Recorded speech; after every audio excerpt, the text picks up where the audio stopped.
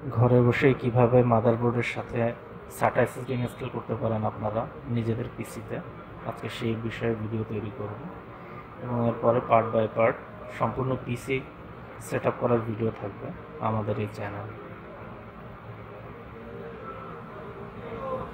তো প্রথমে আমরা আমাদের SATA SSDটা আনবক্স করে নেব।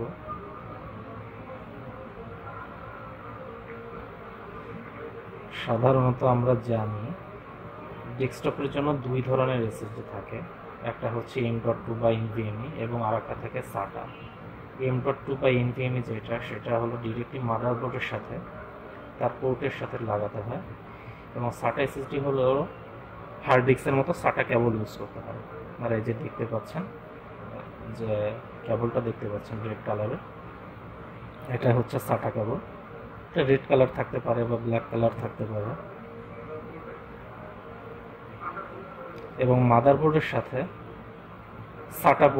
SATA কেবল দেখতে পাবেন, যেগুলো প্রত্যেকটা মাদারবোর্ডের সাথেই থাকে, কোনোটায় 4টা থাকে বা তার বেশিও থাকে।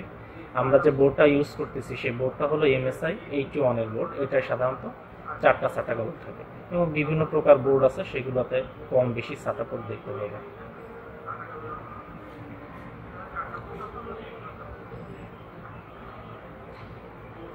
তো প্রথমত আমরা আমাদের SATA SSDটার যে দুইটা পোর্ট আমরা দেখতে পারি, একটা হচ্ছে চওড়া বড় পোর্ট এবং আর একটা ছোট পোর্ট।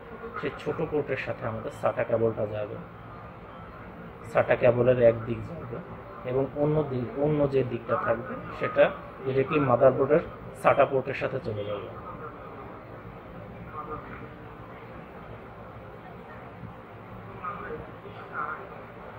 এবং আমরা এসএসডির সাথে আর একটা যে বড় পোর্ট দেখতে পাচ্ছি, এইমাত্র যে পোর্টটার বিষয়ে বলেছিলাম, সেই পোর্টের সাথে আমাদের পাওয়ার সাপ্লাইয়ের যে কানেক্টর আছে সেই কানেক্টরটা চলে যাবে। এইটা প্রত্যেকটা পাওয়ার সাপ্লাইয়ের সাথে আপনারা দেখতে পাবেন, এই পোর্টগুলো খুঁজে নেবেন। তো এইভাবে যদি আপনারা ভিডিওটা দেখে হুবহু যদি ট্রাই করেন, তাহলে আপনারা আপনাদের SATA এসএসডিটা মাদারবোর্ডের সাথে খুব সহজেই ইনস্টল করতে পারবেন।